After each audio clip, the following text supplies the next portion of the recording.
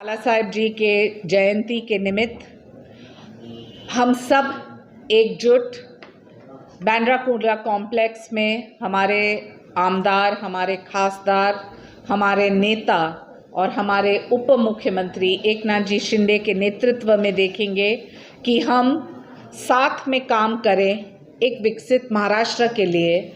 और उसी रफ्तार से 24 तारीख को माननीय उप मुख्यमंत्री एकनाथ शिंदे जी का एक टूर रहेगा पूरे प्रदेश में, जहां वो पब्लिक के साथ संपर्क करेंगे। 2019 के विधानसभा के चुनाव के बाद आपने देखा कि कैसे उबाटा सेना ने एक सत्ता के मोह माया के लिए कैसे तुष्टीकरण की राजनीति को चुना। वहां एकनाथ शिंदे जी शिवसेना के विचारों के साथ निकले, धर्मवीर आनंद दीघे के शिक्षाओं के साथ आगे बढ़े। स्वर्गीय बाला साहेब ठाकरे स्पष्ट रूप से उन्होंने कहा कि कांग्रेस के साथ वो कभी समझौता नहीं करेंगे। इसका मतलब है कि शिवसेना कांग्रेस की तरह राजनीति नहीं करेगी। शिवसेना कांग्रेस की तरह कास्ट पॉलिटिक्स नहीं करेगी। शिवसेना मुस्लिम अपीजमेंट की राजनीति नहीं करेगी। शिवसेना हिंदुत्व के मुद्दे के आधार पर हमेशा कटिबद्ध रहेगी। और उद्धव ठाकरे जी ने अपने निजी पॉलिटिक्स के लिए अपने आदर्शों को ठुकराया, और जो उन्होंने किया हम सब ने देखा। जनता ने एक निर्णय लिया, जनता ने एक जवाब दिया और एक मुंहतोड़ जवाब दिया 2024 के विधानसभा इलेक्शंस में।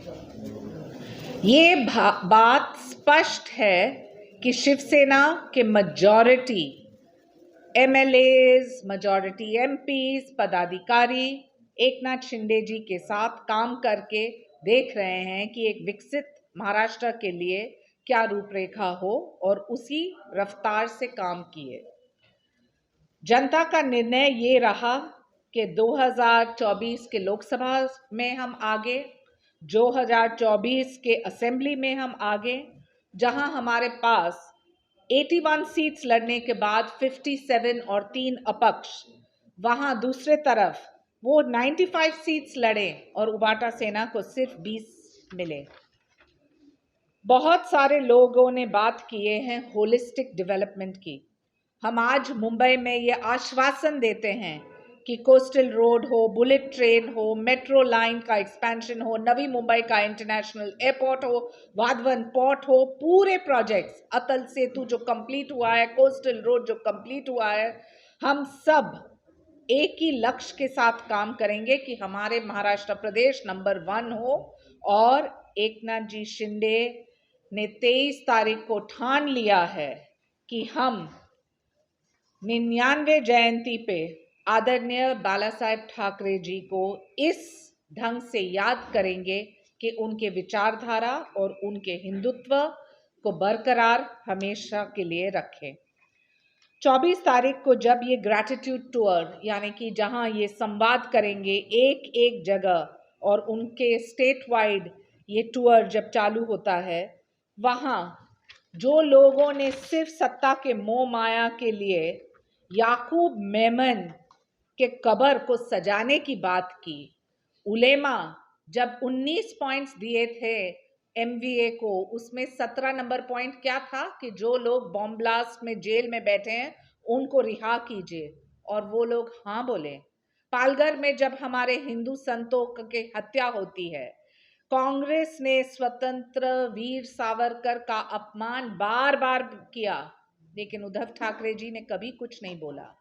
मैं मानती हूं कि 23 तारीख को शिवसेना जब एक तरफ आदरणीय हिंदू हृदय सम्राट बाला साहेब ठाकरे के विचारधारा के साथ जा रही है, वहां उबाटा सेना को माफी मांगनी चाहिए। उनके सभी प्रवक्ता किन शब्दों का अपमान करते हैं और सोच विचार को ठुकराते हैं। अच्छे काम, आपला दवाखाना असो किंवा आपला जो सरकार ने जो अच्छा काम किया, राजमार्ग समृद्धि हाईवे हो, इतने सारा एग्रीकल्चरल और रूरल ट्रांसफॉर्मेशन, स्मार्ट प्रोजेक्ट्स, किसानों को मदद, युवाओं को इंटर्नशिप्स, लाड़की बहन योजना को पैसा एक एक महिला को मिला। कोर्ट ऑर्डर में जनता के अदालत में मॉरल ग्राउंड्स पे ये साबित हो गया है कि उबाटा सेना ने स्वर्गीय बाला साहेब ठाकरे के विचारों को पूरे तरह से त्याग किया और हजारों से शिव सैनिक एकजुट खड़े हैं एक सच्चे, वफादार, हार्डकोर हिंदुत्ववादी शिव सैनिक के साथ, जिनका नाम है एकनाथ शिंदे जी। धन्यवाद।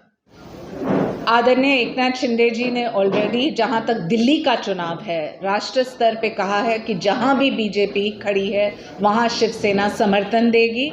जहां तक महापालिका का सवाल है, बीएमसी इलेक्शंस भी हम साथ लड़ेंगे। जहां तक लोकल बॉडीज का सवाल है, कल आपको आदरणीय एकनाथ शिंदे जी के भाषण में जवाब जरूर मिलेगा। और मैं मानती हूं कि विचारधारा के साथ आप कॉम्प्रोमाइज नहीं करें तो फिर आप एक साथी हैं। बांग्लादेश का मुद्दा काफी गरमाया हुआ है। कोई कह रहा है वेस्ट बंगाल से आया है, कोई कह रहा है नॉर्थ से आया है। कहीं ना कहीं एक अर्जेंट इशू बन गया इलीगल इमिग्रेशन या उससे रिलेटेड क्रिमिनल एक्टिविटी। बांग्लादेशी घुसपैठ को लेके 1995-99 में सर्वप्रथम हिंदू हृदय सम्राट बाला साहेब ठाकरे ने ये मुद्दा को उठाया और देखा कि इन्फिल्ट्रेटर्स को बाहर निकाले। इसके लिए राजनीतिक इच्छा शक्ति की आवश्यकता है, जो महाराष्ट्र सरकार के पास है। गिरफ्तारी के साथ साथ हमारे योगेश कदम जी ने भी कहा है एज मिनिस्टर ऑफ स्टेट कि हम कोई भी कॉम्प्रोमाइज़ नहीं करेंगे। आदरणीय गृह मंत्री देवेंद्र फडणवीस ने भी कहा है, आदरणीय उप मुख्यमंत्री एकनाथ जी शिंदे का बयान है कि बिल्कुल जहां जहां घुसपैठ हैं और जो पॉलिटिकल इंसुलेशन से वोटर लिस्ट में आए या कहीं और, हम ना सिर्फ कार्रवाई करेंगे, उनको निकाल फेंकेंगे। इसके लिए हिम्मत की आवश्यकता है, राजनीतिक इच्छा शक्ति की आवश्यकता है, जो महायुति के सरकार में है।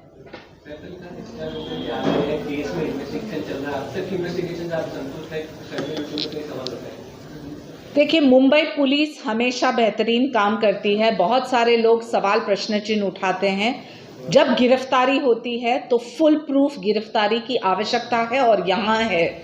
पता चलता है कि ये घुसपैठ है, उनके पास डॉक्यूमेंट्स नहीं थे।